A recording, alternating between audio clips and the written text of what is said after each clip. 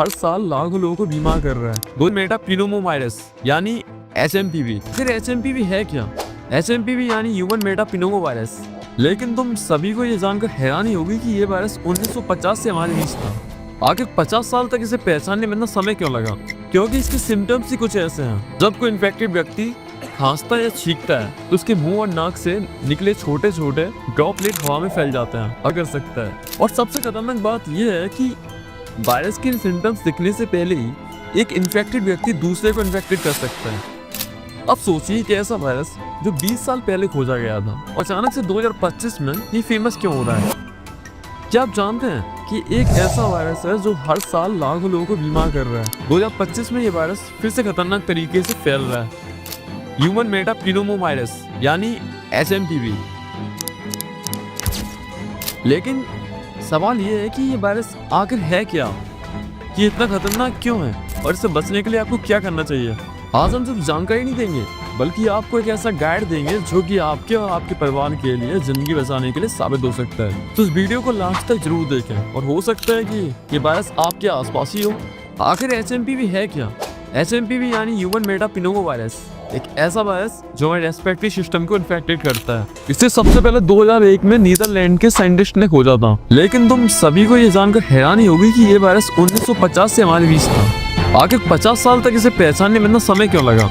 क्योंकि इसके सिम्टम्स ही कुछ ऐसे हैं। इसके सिम्टम्स बहुत हद तक सर्दी जुकाम जैसे होते हैं। यही कारण है कि इसे लंबे समय तक हल्के में लिया गया।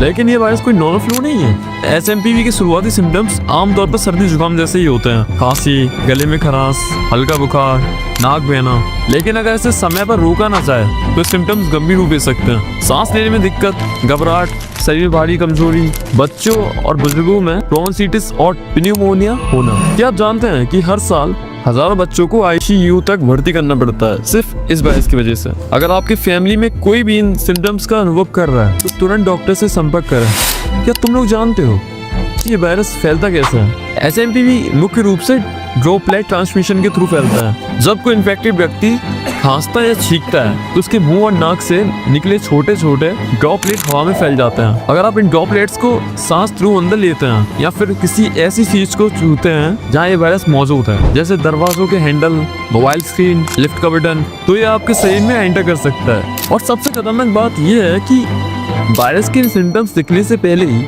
एक इन्फेक्टेड व्यक्ति दूसरे को इन्फेक्टेड कर सकता है। अब सोचिए कि ऐसा वायरस जो 20 साल पहले खोजा गया था और अब तक काफी हद तक नजरअंदाज किया गया, वो अचानक से 2025 में ये फेमस क्यों हो रहा है? आखिर ऐसा क्या बदला है जो पूरी दुनिया को चिंता में डाल चुका है?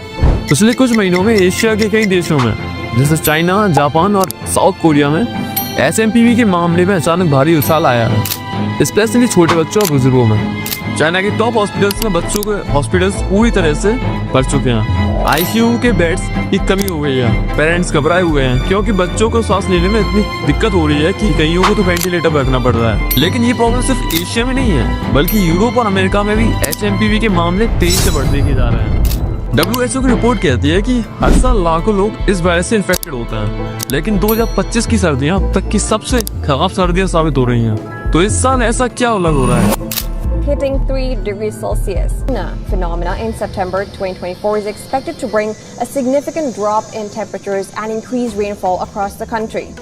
दरअसल इस साल HMPV का फैलाव तेजी से बढ़ने की पीछे कई वजह हैं। 2020-21 की कोविड महामारी के बाद हमारी इम्यूनिटी पर काफी असर पड़ा है। इससे कई लोग अब पहले से ज्यादा कमजोर हो चुके हैं। इसका दूसरा सबसे बड़ा रीजन है क्लाइमेट चेंज का इम्पैक्ट। बदलते मौसम ने वायरस के फैलने की रफ्तार को और तेज कर दिया है।